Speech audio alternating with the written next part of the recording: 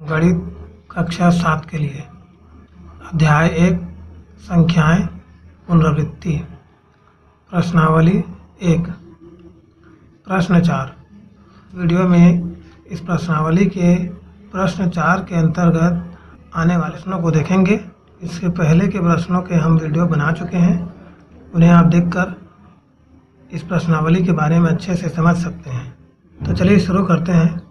देखिए चौथा प्रश्न, निम्न में से प्रत्येक रिक्त स्थान में ये घटते क्रम का चिन्ह है, बराबर या बढ़ते क्रम का चिन्ह लगाइए जिससे कथन सत्य हो। अब हम ये जो चिन्ह लगता है ये कैसे लगता है, कहाँ पर लगता है, इसके बारे में हम बता चुके हैं इस वीडियो के इस अध्याय के पहले, इस प्रश्नावली के पहले प्रश्न में। फिर भी देख लीजिए, ये जो अवरोही क्रम का जो चिन्ह है ये, और ये जो आरोही क्रम का चिन्ह है, ये अवरोही मतलब घटते क्रम का चिन्ह, और ये जो आरोही बढ़ते क्रम का चिन्ह है। बढ़ते क्रम का चिन्ह में पहले छोटा संख्या होता है और बाद में बड़ा संख्या होता है, और घटते क्रम के चिन्ह में पहले बड़ा संख्या होता है और बाद में छोटा संख्या होता है। अब देखिए पहला प्रश्न, ऋण 3 धन ऋण 4 खाली स्थान ऋण 4 धन ऋण 3। अब यहाँ पर देखिए ऋण 3 कोष्ठक को हटा दिया गया है। ऋण 3 धन और ऋण का गुणा होने पर ऋण होता है। अब ऋण 3 और ऋण 4 जब समान चिन्ह वाले संख्या आते हैं तो वो आपस में जुड़ जाते हैं। तो देखिए ऋण 3 और ऋण 4 समान चिन्ह वाले संख्या हैं, इसीलिए ऋण 3 और ऋण 4 जुड़ करके ऋण 7 हो गए। अब यहाँ देखिए कोष्ठक हटा दिया गया है। ऋण 4 धन और ऋण का गुणा होगा तो ऋण होगा, और 3 का 3, तो यहाँ पर आ गया ऋण 4 ऋण 3। यहाँ भी समान चिन्ह वाले संख्या हो गए तो यहाँ भी जुड़ेगा ऋण 4 और ऋण 3 जुड़ करके ऋण 7। अब यहाँ देखिए ऋण 7 और इधर देखिए ऋण 7, दोनों पक्ष में तो दोनों तरफ ऋण 7 बराबर संख्या आ गया, इसीलिए पहले खाली स्थान में आएगा बराबर का चिन्ह। अब देखिए दूसरा, ऋण 5 ऋण 7 खाली स्थान ऋण 7 ऋण 5। अब यहाँ देखिए कोष्ठक हटाने पर ऋण 5 ऋण और ऋण का गुणा होगा तो धन हो जाएगा, और 7 का 7। अब यहाँ 7 धन संख्या बड़ा वाला है, ऋण 5 छोटा है, 7 में 5 घटाने पर 2 बचेगा, धन 2। यहाँ देखिए ऋण 7 कोष्ठक हटाने पर ऋण और ऋण दोनों ऋण का गुणा होगा तो धन हो जाएगा, और 5 का 5। अब यहाँ जो ऋण 7 है वो धन 5 से बड़ा है, अर्थात ऋण संख्या बड़ा है, तो ऋण संख्या में धन संख्या घटा देंगे तो 7 में 5 घटाएंगे तो 2 बचेगा। क्योंकि ऋण वाला संख्या बड़ा है इसीलिए 7 में ऋण 2 बचेगा। अब यहाँ पर देखिए ऋण 2 और यहाँ आया है 2, तो ऋण संख्या छोटा होता है, धन संख्या बड़ा होता है, इसीलिए 2 बड़ा है और ऋण 2 छोटा है, तो पहला संख्या बड़ा हो गया और दूसरा संख्या छोटा हो गया। तो पहला संख्या बड़ा होता है तो घटते क्रम का चिन्ह लगता है, तो यहाँ पर घटते क्रम का चिन्ह लगेगा इस प्रकार से। अब देखिए तीसरा प्रश्न, ऋण 2 गुणा ऋण 8 खाली स्थान ऋण 8 गुणा ऋण 2। ये देखिए 8 को 2 से गुणा करेंगे तो 8 दूनी 16, और ऋण का गुणा ऋण से होगा तो ऋण का ऋण गुणा ऋण धन हो जाता है, और धन को लिखने की आवश्यकता नहीं होती है, इसलिए यहाँ पर 16 लिखाएगा। उसी प्रकार यहाँ भी 8 का गुणा 2 से होगा तो 8 दूनी 16, और ऋण गुणा ऋण होगा तो ऋण गुणा ऋण का धन होता है, तो यहाँ भी धन लिखने की आवश्यकता नहीं है, यहाँ भी 16 लिखाएगा। तो देखिए बाएं तरफ भी 16 आ गया, दाएं तरफ भी 16 आ गया, दोनों पक्ष में दोनों तरफ बराबर आ गया, तो यहाँ भी बराबर चिन्ह आएगा। चौथा प्रश्न देखिए, ऋण 10 भाग ऋण 6, खाली स्थान ऋण 6 भाग ऋण 10। देखिए दोनों संख्याओं में ऋण ऋण आया है तो ऋण ऋण का धन हो जाएगा, तो यहाँ पर जो आएगा वो धन संख्या में आएगा। और इसमें भी देखिए ऋण 6 ऋण 10, यहाँ भी डबल ऋण चिन्ह आ गया, तो यहाँ भी जो आएगा वो भी धन संख्या में आएगा। अब देख लेते हैं 10 में 6 से भाग देंगे तो 1 से बड़ा संख्या आएगा। 6 कम 6 और 6 दूनी 12, 10 6 के पहाड़ा में 2 बार नहीं जाता है तो एक बार में तो जाएगा ही, और उसके बाद शेष फल बचेगा तो दशमलव का कुछ आएगा, कुल मिलाकर के 1 से बड़ा संख्या आएगा भागफल में।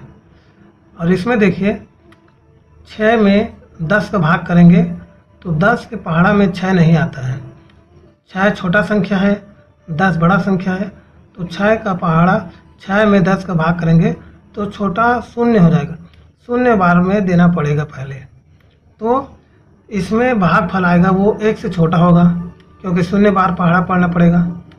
तो यहाँ पर समझना ये है कि कहाँ भाग देने पर बड़ा संख्या मिल रहा है, कहाँ भाग देने पर छोटा संख्या मिल रहा है। पहले में भाग दे रहे हैं, पहले वाले संख्या में भाग दे रहे हैं तो भागफल 1 से बड़ा मिल रहा है, और दूसरे वाले में भाग दे रहे हैं तो भागफल 1 से छोटा मिल रहा है। तो पहले बड़ा मिल रहा है और बाद में छोटा मिल रहा है, तो पहले बड़ा होता है तो अवरोही चिन्ह लगता है, घटते क्रम का चिन्ह लगता है, तो यहाँ खाली स्थान में आएगा घटते क्रम का चिन्ह। अब देखिए पांचवा, ऋण 2 धन ऋण 3 धन ऋण 4, ऋण 2 धन ऋण 3 धन ऋण 4।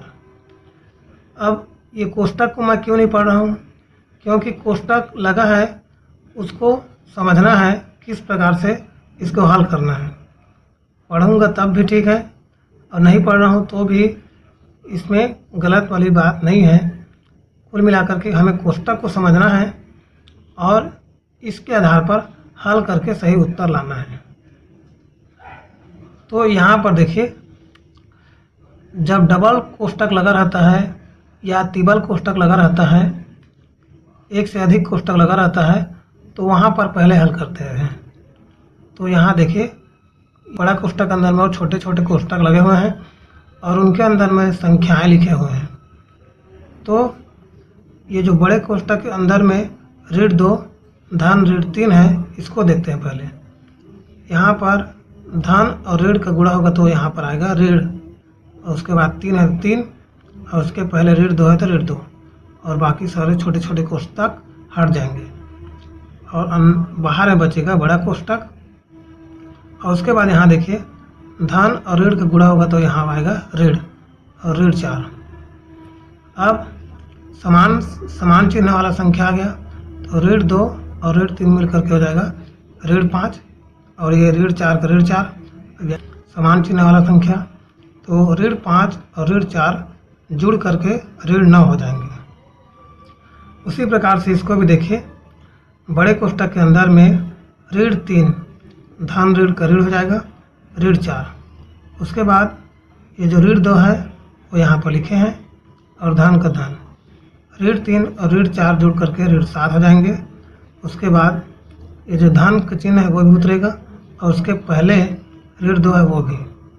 अब ये धन और ये ऋण ये गुणा हो जाएगा, धन ऋण गुणा होता है तो ऋण आता है, और ऋण 2 का ऋण 2 और ये 7 का 7, और ऋण 2 और ऋण 7 जुड़ जाएंगे और हो जाएंगे ऋण 9। तो यहाँ देखिए पहले आ गया ऋण 9 और बाद में आ गया ऋण 9, कुल मिलाकर के बराबर संख्या आ गए। बराबर संख्या आ गए तो यहाँ पे आएगा बराबर चिन्ह। देखिए छठवां, ऋण 3 ऋण 4 ऋण 5 खाली स्थान ऋण 3 ऋण 4 ऋण 5। यहाँ भी वैसे ही हल करना जैसे भी पांचवा को हल किए थे। ऋण 3 का ऋण 3 लिखेंगे और ऋण का गुणा होगा तो धन हो जाएगा। उसके बाद 4 और बड़ा कोष्टक लगा देंगे और यहाँ पर ऋण का गुणा होगा तो धन हो जाएगा, धन 5। अब यहाँ पर ऋण 3 धन 4 जब अलग अलग चिन्ह वाला संख्या होता है तब घटता है।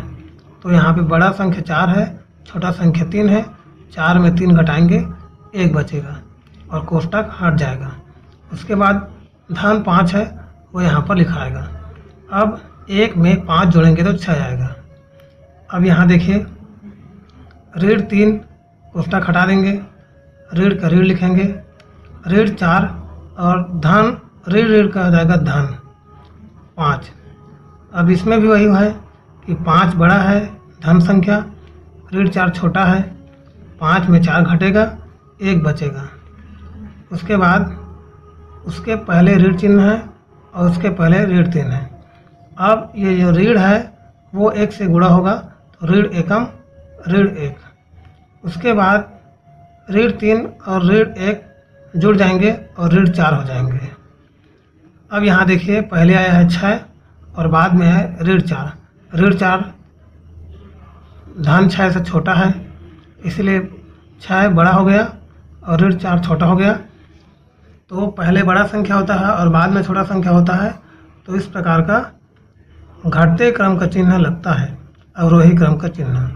ठीक। अब देखिए छठवां, ऋण 5 गुणा ऋण 2 गुणा ऋण 3। खाली स्थान ऋण 5 गुणा ऋण 2 गुणा ऋण 3।